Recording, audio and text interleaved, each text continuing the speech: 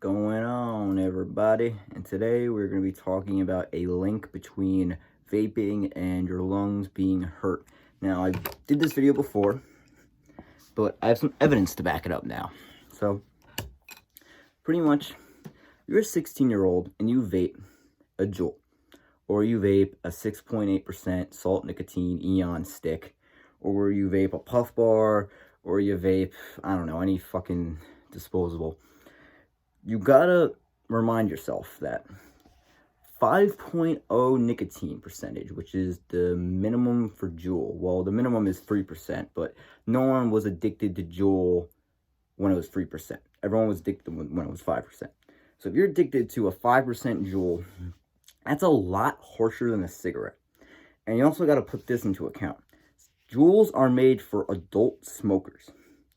Adult, not 21-year-olds. Not 22-year-olds, adults. As in, like, you're 30 years old, you're 32, you still have a cigarette problem, you realize it's kind of affecting your lungs, so you want to switch. You're 60 years old, you've been smoking your whole life, you're like, you know what? Me and my wife, Mary Jane, we want to live till we're 90. So let's not fuck my lungs up. Let's try to keep as pure as I possibly can, healthy as I possibly can, and let's change my ways. So what do? They switch to the Juul. But if you're 16 years old, you got to remind yourself, if you've never smoked anything before, like never smoked a Juul, never smoked a cigarette, never smoked weed, your lungs haven't really been broken in yet. And it sounds stupid, but it's like a muscle. If you work out and you want to become a bodybuilder and you start working out all those muscles you never worked out before, they're going to become sore. They're going to become they're going to get strained. You might pull some muscles. You might wake up really, really, really out of shape, which is what happened to me last week. But when you smoke, the same principle happens. When you overuse your lungs for smoke, when you keep on inhaling smoke, exhaling smoke, that can obviously cause damage to your lungs, no matter what it is. Some things don't do as much damage, some things do more damage. So like a cigarette, honestly probably does more damage than a Juul, but a Juul is stronger. That being said, when you smoke a Juul and you're 16, that is so much force and power and nicotine strength and going into your lungs. There's so much, smoke. Like, think of the first time you hit a Juul. You probably coughed a lung out. My friends who, they're 19, 20, just like me, they smoke a Juul and they could cough out a lung. I smoke a Juul, I don't cough out a lung. And there's a correlation between smoking a lot and how a Juul affects you. So if you've broken in your lungs, which pretty much means, like, you can handle a bong rip, you can handle, a blunt, you don't cough as much, you know what I mean? Your lungs are kind of broken in. Now, what does it mean to break in your lungs? Well, it pretty much means that, like, you're kind of strengthening them in a way, but you're not. Like, if you smoke weed, that's a good way to kind of strengthen your lungs. You're pretty much being able to hold more air every time you take a bong rip. So if you take 100 bong rips, your first bong rip, you might cough within a second. Your 100th bong rip, you might never cough. You might be able to literally just inhale until the whole bowl piece just falls right through. You know what I mean? Like the ash falls right through. You just, you know what I mean? You cherry it, whatever the fuck it's called. And you might be able to handle that amount of smoke. But if you are a teenager who's never smoked and you are just keeping the Juul, constantly puffing the Juul, constantly putting straining and stress on your lungs.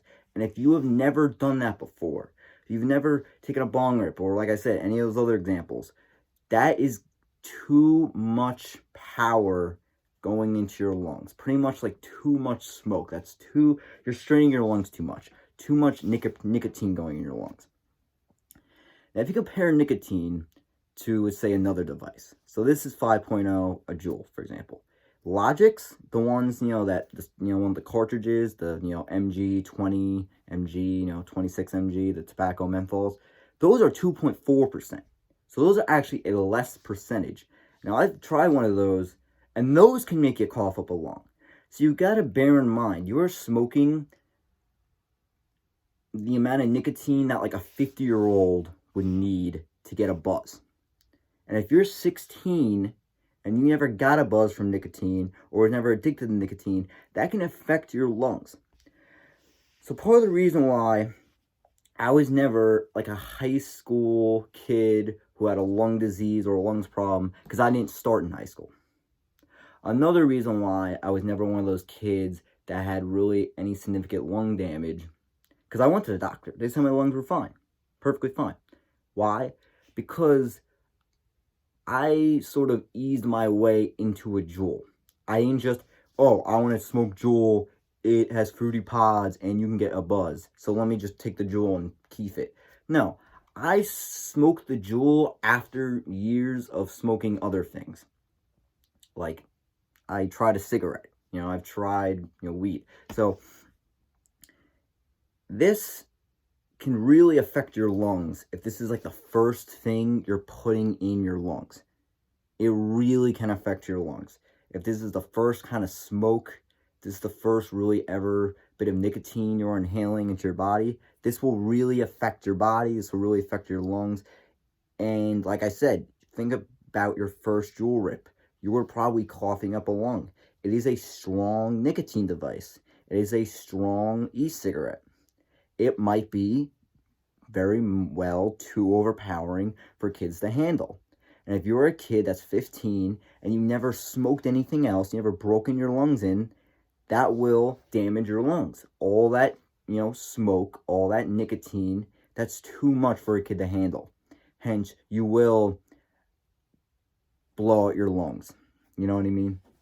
You will hurt yourself badly.